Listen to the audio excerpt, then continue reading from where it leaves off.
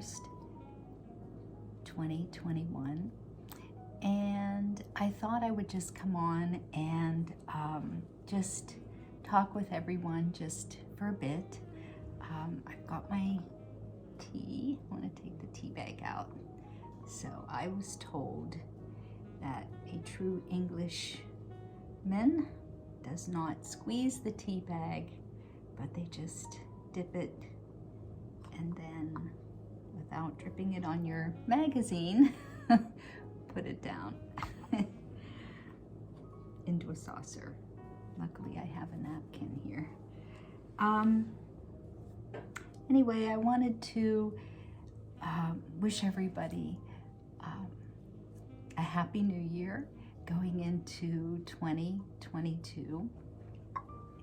I know these last 2 years have been kind of a roller coaster ride for everyone, especially with everything that's been happening in the world. So I think everyone is really hopeful for 2022. And I want to thank all of the folks that watched me for my Vlogmas and all of your beautiful comments. And for new subscribers, thank you so much. I really appreciate that you're listening to my gibberish. And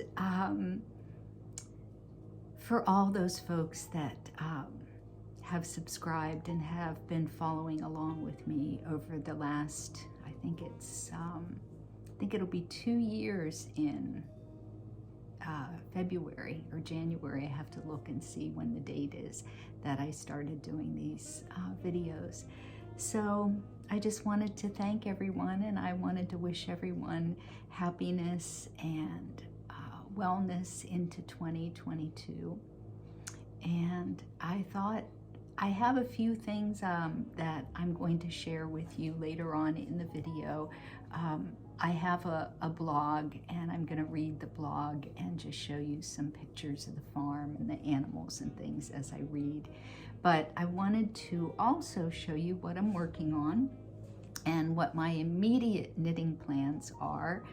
My little red loom is sitting right over there, and I'm doing some table runners with some antique fabric, and I'll share that with you in some up and coming videos. But what I'm going to try to do is I am finishing up the Hansel wrap by Gudrun Johnston, and let me show you, if you're not familiar, I have to show you the picture, of course.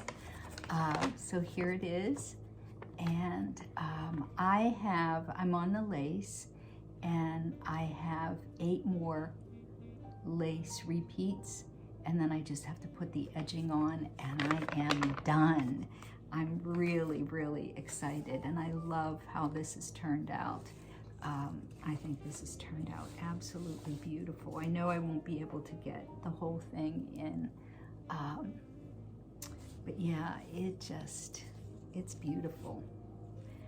So I am finishing that up, and this is a very toothy yarn. This is Jamieson and Smith, I believe, and I just love it.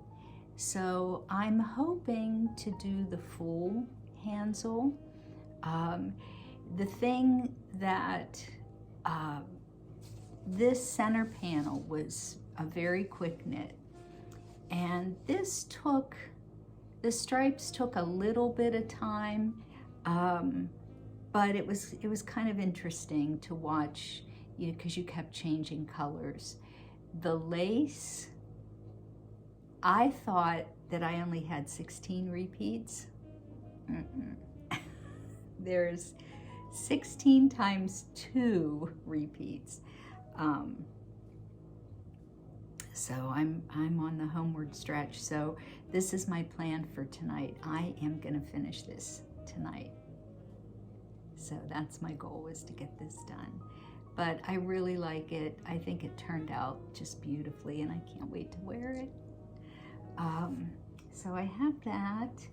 And then I was really, okay, I'm back. So what I was planning on doing is I really want to have this for early spring. And this is a Helen Stewart Curious Handmade, and the title of this is called Planting Seeds. So what I was thinking is this color, which I think is going to be the main color, or color number 1, I was going to start to use my Emma's yarn, and this is the merino and nylon, and this is called Plant Lady. And I thought that would be perfect, absolutely perfect to go with this shawl. So I definitely want to use that. And then I really love this green, and I thought that I would use the green probably like I would use where she has the red. And I thought these two colors next to each other would be really nice. And again, this is actually Emma's yarn, and it's 80% merino and 20% silk. And this is just yummy. And the name of this color is called Take a Hike. So we're on that environment theme. And then the last color is, this is 20% merino and silk blend. This color is Buttonwood, and I thought that would be nice to go with the brown. I'm not 100% sure on the, oops, my battery's going. I don't know, guys, I'm not sure on the colors. I guess I'm just gonna have to knit a little bit with it. I know these two colors are first, and I definitely want these, but I don't know if I should go with a really pale green, or maybe it looks like there's flecks of like a burnt, well, probably more of like a candy apple red in there. And then it's like almost like a pea green in there. I could use that.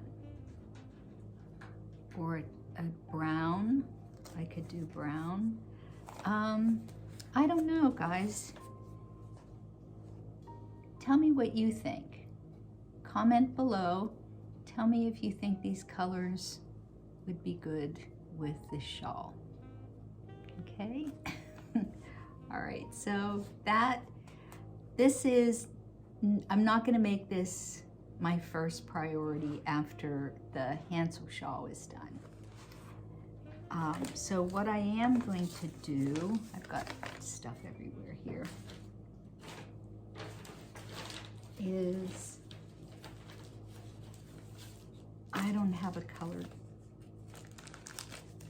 So what I'm gonna do, I'll probably cast this on tomorrow, and this is the Surprise Party shawl by Helen Stewart. Again, I love her Curious Handmade. And I know I've showed you all of this, but I just want to share this again with you. So this came as a kit, and I got this from Toad Hollow. And this is the kit that Helen did. She made this shawl using this as the main color, and these are all the accent colors. And I did a little tiny sample of it just to follow the pattern. And you know, I've been working on the Hansel and a couple other projects, and the last the last shawl that I did of Helen Stewart's was the 100 Acre Wood. And then before that, I did the Stillness shawl. So I did a back-to-back Helen Stewart, which I'm going to do again this spring. But it's like her patterns are so well done. It's like, almost like you're putting on your comfortable pair of slippers, that comfortable robe. You're sitting down and visiting with an old friend. Everything is just written out line by line. You know how many stitches at the end. And she just has this flow about the way she writes her patterns. It was just so comforting to me just to kind of fiddle with it for just a minute. So I'm really looking forward to that. I do have the Sherbert Fizz pattern in this bag. I love this bag. This bag, I know I showed you this before. I'm a repeat. I repeat over and over. Jess Nicole, and I love her. These are her stamps, and this is her fabric, and then it comes with, it's got a beautiful drawstring closure, and it comes with a little pine cone that she crocheted. And this, I'm sure, is to look like pine needles. I just love it. So this is just exquisitely made. This is like a canvas, and then I think this is linen on the inside. Look at that gorgeous color green. It's just beautiful. So I think I'm going to, I'll probably just put all of these. I wound these, there's two of the main color, and then you get all of these mini skeins, which, oh, I love mini skeins. I don't have very many, but I think I'm gonna wind these by hand as the colors come up, and I'm just gonna follow exactly Helen's color sequence. So yeah. So I'm really excited to get started on this. I think you end up with a little over 500 stitches on your needle.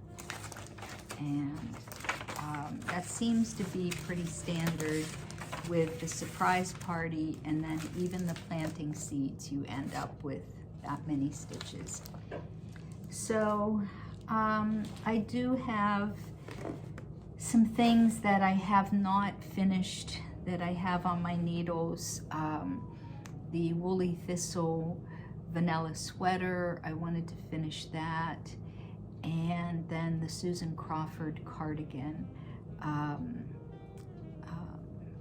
I think it's called Companion. So I wanted to finish those two as well. So I'll probably get the shawl started and then switch out. I don't know. Once I get started on a shawl, I want to just rip through it and get it done. So we'll see. But like I said, today is the last day of 2021, and we're all looking forward to a very healthy, very happy 2022 this year.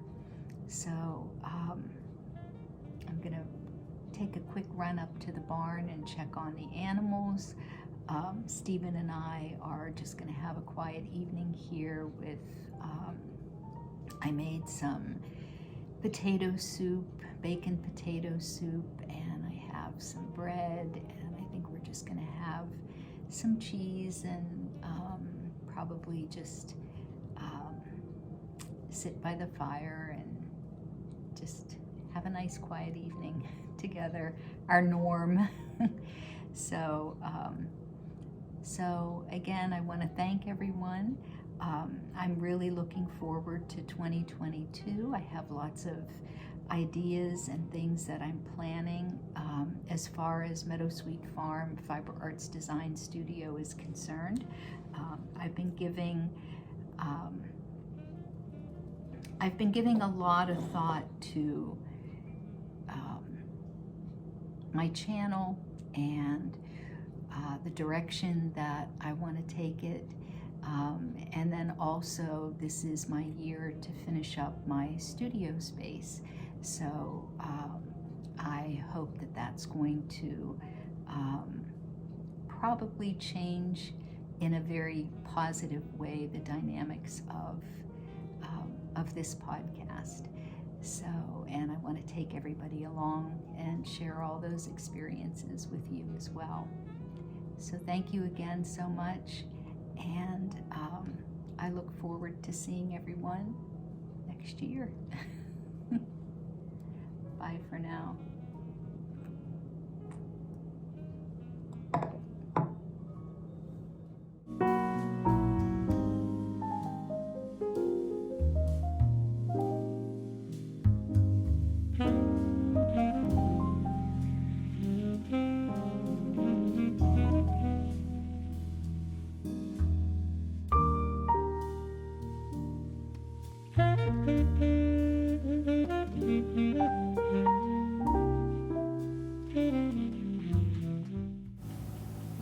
December 31st, 2021. It's early, 6:40 a.m. to be exact. I'm drinking the last few sips of my second cup of coffee, and I'm reflecting on the day, the year, the years. Today is the day to bring in the new year and make plans for the future. New Year's resolutions, diets, new planners, hanging the new calendar, optimism and hope for a new beginning, with plans to correct bad habits and live a better, more productive life. I've thought a lot about the year 2022 and what hopes I have for this year moving forward. Most of my thoughts center around my creative process. What will I make this year?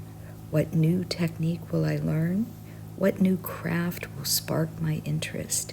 Last year, I planned my entire year of knitting.